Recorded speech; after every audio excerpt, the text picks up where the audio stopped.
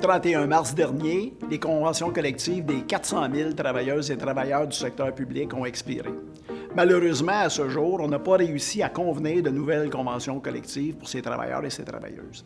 C'est pas que les efforts n'ont pas été mis de l'avant, bien au contraire. Dès octobre dernier, nos négociateurs étaient à pied d'œuvre et ont proposé des solutions au Conseil du Trésor pour améliorer l'attraction et la rétention du personnel, pour améliorer les conditions d'exercice d'emploi, pour éliminer la surcharge de travail due au manque de personnel et bien sûr bonifier la rémunération, incluant un rattrapage salarial. Ce sont les principaux enjeux de l'actuelle négociation.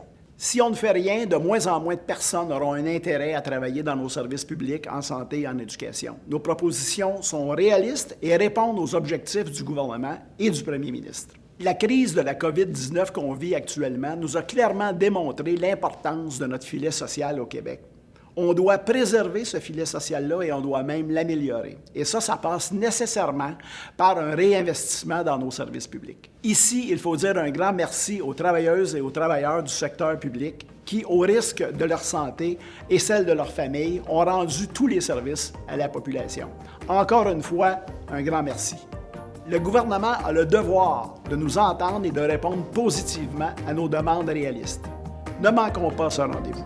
À la FTQ, nous avons des solutions pour rebâtir maintenant nos services publics.